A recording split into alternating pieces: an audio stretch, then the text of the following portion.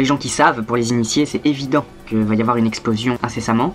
Est-ce que ça sera fin 2018, 2019, 2020, 2021 On a certains tableaux qui circulent sur internet qui nous disent que 2020 est l'année où il y a le plus de risques systémiques. Donc on ne sait pas quand ça va exploser, bien évidemment. Mais là, au début de l'été, l'autorité des marchés financiers, l'AMF, nous disait, je cite, « Une correction du prix des actifs constitue toujours le premier risque pour les marchés financiers. » Alors là, ce qu'il faut comprendre, c'est qu'un crack est toujours possible. Il nous disait aussi, je cite, « Les politiques monétaires participent à accroître les risques compte tenu de l'incertitude. » Ça veut dire, on ne sait pas trop où on va, mais on y va, même si ça sent pas très bon. Hein. D'autre part, il y a un risque d'une escalade via des ripostes de grands partenaires commerciaux. Donc, ça veut dire qu'une vraie guerre commerciale est possible. Et nous, on sera au milieu de tout ça. Hein. Est-ce que vous êtes prêts à affronter une crise comme ça? C'est impossible. Personne ne l'est jamais vraiment face à ce qui est impensable, à moins d'avoir un temps d'avance. Si une crise majeure s'installe sur la durée, comment ferez-vous? Que peut-on déjà imaginer et préparer? C'est ce à quoi je vais m'intéresser avec vous dans ce dossier. Alors déjà, on va commencer par dire qu'il y a un vrai problème bancaire. Parce que autrefois, votre argent pour vivre, c'était ça. Il y avait un problème bancaire, vous aviez toujours votre argent. Et puis, votre argent pour vivre, c'est devenu ça. Et en cas de problème bancaire, ce sera ça. Alors quels sont, pour résumer rapidement ma vidéo de la dernière fois, quels sont les risques qui sont présents? On a un risque, premièrement, de grand reset financier. Christine Lagarde avait employé ce terme plusieurs fois depuis 2014, c'est-à-dire une grande remise à zéro. Je vous invite à voir ma vidéo. On a aussi un risque de big bug, une méga panne des systèmes informatiques. On a aussi une potentielle explosion de l'euro plus un effet domino. On a aussi le risque d'une faillite en chaîne des banques et du système bancaire. On a aussi un risque de big drop, l'effondrement du commerce mondial, donc des économies. On a aussi un risque de l'effondrement du système monétaire international. On a aussi le risque du big one, crack ultime des bourses mondiales. Et on a aussi le risque d'accident boursier plus l'effet domino. Donc c'est évident que tous les risques systémiques continuent à courir. Il n'y a rien qui a changé, il n'y a rien qui a disparu, donc tout est là. Risque de faillite de l'État, risque de faillite systémique des banques, risque sur l'euro ou Big One, c'est-à-dire le crack ultime des bourses, donc de l'économie. On pourrait très bien se servir de l'exemple du Venezuela pour voir ce que font les gens justement pour se sortir de la crise. Je suis sûr qu'ils se servent de monnaie alternative, de diverses choses. Alors, certaines personnes nous diraient que mais il y a des organismes de protection et de garantie contre les crises. Mais ça c'est de la poudre aux yeux, je l'avais bien expliqué dans ma vidéo, les montants sont ridicules. Donc le big bug c'est quoi? C'est tout simplement tous les risques de panne des systèmes technologiques modernes. Effectivement, qu'est-ce qui se passera si un gros virus fait planter tous les ordinateurs de votre banque ou du système bancaire central? Rappelons qu'il y a environ un mois, le système de paiement Visa a connu une panne géante de quelques heures. C'était impossible de payer. Environ 2 semaines plus tard, c'était la même chose chez Mastercard. Et puis par ailleurs, on s'est tous déjà fait pirater nos comptes par des hackers qui avaient sniffé nos données bancaires sur des sites comme Amazon ou PayPal ou peu importe. On se rend bien compte qu'on n'est pas à l'abri, c'est évident. Rappelons aussi que début 2018, les fabricants avaient reconnu que les puces Intel, qui équipent 80% des processeurs des ordinateurs mondiaux, avaient des failles géantes dans leur sécurité. Donc si vous mettez pas régulièrement à jour vos logiciels comme Java, Adobe Reader, etc., ça crée des failles dans votre système. Et un pirate peut très bien se mettre dans votre ordinateur, mettre un keylogger, récupérer tout ce que vous tapez quand vous vous connectez à vos comptes, etc. Et voilà, on se rend bien compte, c'est pas du tout infaillible tout ça. Et puis on n'est pas non plus à l'abri d'une panne électrique géante. Rappelons que la majeure partie des centres névralgiques du système économique mondial sont situés aux États-Unis. La distribution électrique aux États-Unis, elle est beaucoup moins bonne qu'en France par exemple, où on est assez gâté. Alors s'il se produit une grosse panne outre-Atlantique, qui touche au système de sauvegarde des données, on peut avoir de gros soucis. Il est nécessaire d'évoquer le risque d'un effacement des données sans retour possible. Alors est-ce que ce serait voulu ou non? Ça peut être l'un ou l'autre, hein. Ah bah, écoutez, on est désolé, mais voilà, il y a eu un effacement de tous les serveurs, etc. Vous imaginez une panne mondiale même. Vous imaginez que l'internet entre l'Union Européenne et les États-Unis et puis les grands continents, ça passe par des gros câbles qui sont sous-marins. Si un jour il y a la rupture d'un de ces câbles, ou si ces câbles sont usés ou qu'on les a pas changés à temps, le système internet mondial, ce sera fini pendant quelques heures ou pendant quelques jours, ou voire plus. Donc c'est un immense château de cartes tout ça. Donc une remise à zéro, ouais, accidentelle, ou pas. On est désolé, mais écoutez, on a tout perdu. Voilà, et là on fait quoi? Toutes ces lignes de compte sur lesquelles il y a notre argent virtuel, tout d'un coup il n'y a plus rien. Vous avez de quoi prouver que vous avez de l'argent sur votre compte? Le seul moyen ce serait d'imprimer dès maintenant vos relevés. Alors, il y a plusieurs clés pour remédier à une situation de crise. Premièrement, il faudrait replacer une part significative de votre argent dans des placements solides, concrets. En cas de crise entre deux systèmes monétaires, par exemple si l'euro s'effondrait et avant d'accepter une autre monnaie, il y a toujours un temps de latence extrêmement compliqué, c'est ce qu'on voit avec l'Angleterre actuellement. Ils avaient déjà leur monnaie, mais ça arrange les choses. Et les populations utilisent tout ce qu'elles peuvent en monnaie de secours au début. Donc il faut se poser la question, qu'est-ce qui pourrait être utilisé comme monnaie de secours pendant quelques mois? On pourrait concevoir que les anciens billets soient de nouveau utilisés, ou les pièces de Bitcoin, j'y reviendrai plus tard. Ou sinon les monnaies utiles. Des objets qui répondent à un besoin. Il y a également les monnaies libres. On va faire une petite aparté sur le système bancaire actuel. Je pense qu'on vous a déjà, moi ou quelqu'un d'autre, on vous a déjà expliqué l'absurdité du système financier et bancaire actuel. On peut rappeler que l'argent n'existe pas réellement pour l'univers. C'est juste un moyen d'échange qui a été mis en place par les hommes. Deuxièmement, l'argent est créé à partir de rien. Je vais y revenir. Troisièmement, le manque d'argent n'est pas réel. Et on pourrait arriver prochainement à une vraie révolution dans l'humanité. une révolution qui pourrait arriver plus vite qu'on ne pense. On peut dire que vos pièces et vos billets sont qu'une matérialisation de sommes d'argent qui n'existent que sous forme de chiffres dans un ordinateur. Et vous vous connectez à votre compte et vous voyez des chiffres qui sont affichés.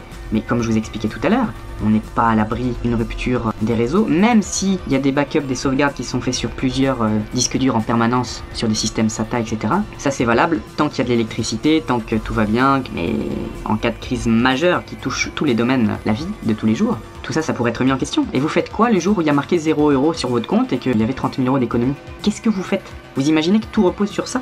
On peut dire aussi que ce sont les banques privées qui créent la monnaie.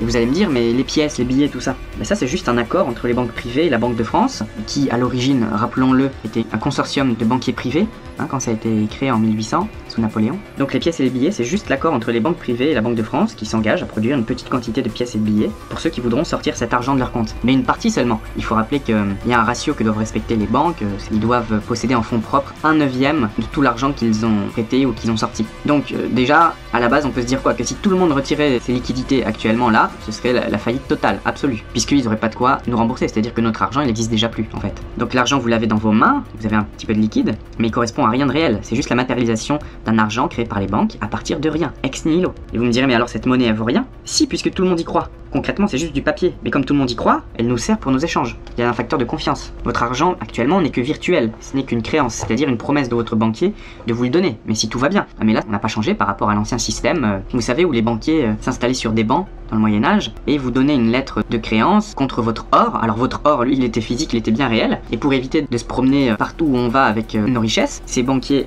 mettaient l'or à l'abri. Et en échange, ils nous donnaient une lettre de change où était marqué quelque chose comme vaut pour contrepartie de 1 kilo d'or. Et c'est ce qui vous permettait de récupérer votre or dans n'importe quelle ville, là où les banquiers étaient installés. Mais aujourd'hui, c'est la même chose, Une promesse de votre banquier de vous donner votre argent, mais si tout va bien. Aujourd'hui, ils n'ont plus qu'1/9 de fonds propres par rapport à tout l'argent qu'ils ont sorti. Donc c'est évident que déjà, même si tout allait bien, si tout le monde retirait son argent à l'instant T, là maintenant, il y aurait déjà une faillite. Donc vous imaginez si tout va mal. Donc il n'y a qu'un seul moyen de mettre votre argent à l'abri de ce système, qui va se casser la gueule, c'est de transformer votre argent en bien réel, solide ou tangible. En gros, c'est de récupérer votre or. Si vous étiez au Moyen-Âge, vous récupérez tout de suite votre or, même s'il fallait le trimballer, etc. Donc qu'est-ce qu'il y a comme chose tangible? Il y a l'immobilier à rénover, l'immobilier rural, certains terrains à bâtir, les bois, les forêts.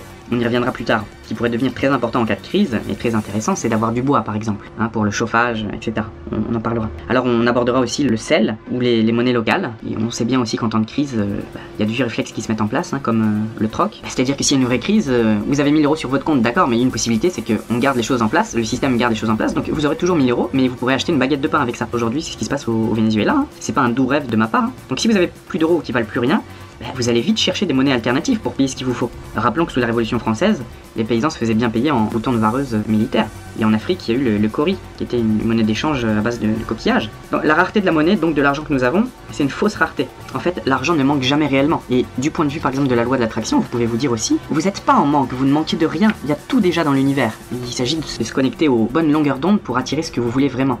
Mais il faut arrêter de réfléchir en termes d'argent. L'argent, ça n'existe pas pour l'univers. L'univers ne ressent que des valeurs, des choses comme ça. Donc quand vous manquez d'argent sur votre compte, c'est parce que ce système bancaire qui crée de la monnaie pour seulement certaines catégories de personnes et d'activités, vous en êtes exclu de cette catégorie pour vous rendre à l'évidence. Mais voilà, la chose positive, c'est qu'il pourrait y avoir une révolution prochaine dans l'humanité. Quand le monopole de la monnaie tombera, si elle tombe, des milliers de monnaies apparaîtront. Donc quand le monopole, c'est-à-dire des banques centrales entre guillemets, tombera, ça veut pas dire que l'argent n'existera plus, Il y aura des milliers de monnaies qui apparaîtront partout dans le monde, qui répondront chacune à des besoins différents, auprès de communautés différentes et connectées entre elles. Parce que des millions de gens auront besoin de moyens d'échange, donc ils inventeront spontanément des milliers de monnaies. C'est une révolution qui se fera localement, librement, démocratiquement. On peut prendre aussi l'exemple dans le passé de ce qui s'est passé en Argentine il n'y a pas si longtemps que ça. C'était la crise et les gens faisaient vraiment preuve de créativité pour trouver des moyens d'échange. Et sachez qu'il existe déjà plus de 4000 monnaies complémentaires partout dans le monde. Alors pour l'instant, vous allez me dire, elles sont anecdotiques, mais quand les monnaies centralisées s'effondreront partout, elles vont se révéler indispensables, ça c'est sûr. Or, l'existence de centaines de monnaies différentes pourrait redistribuer la valeur d'une façon différente. Donc on en finirait avec le monopole d'une oligarchie, en fait, parce que des systèmes en place comme l'euro n'ont fait qu'appauvrir les petits et n'ont fait qu'enrichir les plus gros, puisque c'est un système centralisé. On pourrait parler des crypto-monnaies, on va en parler un petit peu, mais sachez que c'est juste des actifs virtuels qui sont très spéculatifs, hein. J'oserais vous rappeler que des gens qui ont acheté du Bitcoin en décembre, au maximum il était vers 19 000 $ ou 18 700, je sais plus, et qu'actuellement il est autour de 4 000 si je dis pas de bêtises. Vous imaginez ceux qui ont acheté en novembre ou décembre, ils doivent bien s'en mordre les doigts, hein. Personnellement j'en ai jamais acheté parce que c'est un actif trop spéculatif qui est parfait pour spéculer, faire du day trading ou du swing trading, mais pas du tout pour investir. Et rappelons que les blockchains, les cryptocurrencies, elle crée une dépendance à l'électricité, à l'informatique, au smartphone, au réseau, au système de sécurité, pour protéger ces réseaux. La technologie peut d'ailleurs interroger sur la liberté réelle de ces systèmes. En cas de panne ou de virus, qu'est-ce qui restera des crypto-monnaies? Les crypto-monnaies, elles sont sous danger permanent, hein. Il y a eu des piratages incessants. Au 30 juin 2018, le montant total des pertes enregistrées par les crypto-monnaies atteignait la somme colossale de 1,2 milliard de $, selon le rapport Lando remis au gouvernement. Il y a eu de nombreux piratages et arnaques depuis la création du Bitcoin. Je veux dire, c'est évident que la sécurité n'est pas totale, hein, là-dedans, c'est un euphémisme. Qu'est-ce qu'il y a comme alternative? Il y a les monnaies libres. Il pourrait y avoir des monnaies régionales, des monnaies de ville, des monnaies d'entreprise, des monnaies d'association. Et alors vous me direz, mais ça sera un vrai bordel à organiser tout ça. Bah non, on fera comme avant quand il y avait par exemple, quand chaque pays en Europe avait sa monnaie. Il y aura des bureaux de change, plus que maintenant, des guichets où on déposera ces différentes monnaies, des systèmes informatiques qui tiendront les comptes et qui feront des équivalences. Il y aura des chambres de compensation entre banques. Tout ça on sait déjà le faire en fait. Il y aura juste à le faire différemment. Et croyez-moi que si la crise se déclenche dans quelques mois, ceux qui seront déjà positionnés sur des monnaies alternatives et des alternatives à la monnaie, ça sera les grands gagnants, hein. Ils seront prêts. Parce qu'ils éviteront le pire, l'absence de monnaie qui empêche d'acheter quoi que ce soit, même de la nourriture, hein. Ça, c'était la grande leçon de la crise en Argentine dont je vous parlais tout à l'heure. Donc, est-ce qu'on peut dire qu'en cas de crise, les crypto-monnaies ne serviront pas? Bah non, pas en l'état actuel, hein. Et encore moins, comme je vous disais, s'il y a une panne du réseau ou s'il y a un virus. Parce qu'en cas de crise, croyez-moi qu'il y aura encore plus de pirates informatiques qu'à l'heure actuelle. Ils essaieront de spolier tous les comptes, ils achèteront des fichiers avec 500 000 comptes Visa ou Mastercard dessus, et puis il suffit qu'ils fonctionnent 10 € sur chacun, et puis ils se font des millions d'euros, hein. Mais ça arrive déjà, vous imaginez s'il y a une crise. Donc au contraire, je pense qu'on verra apparaître des monnaies très concrètes, qui ne dépendront d'aucun réseau, ni de l'électricité, ni d'une autorité centrale. Alors qu'est-ce qu'une monnaie utile? Eh ben, c'est un petit objet qui possède une valeur, qui est connue, reconnue, mais qui peut aussi être mesuré, fractionné et transporté.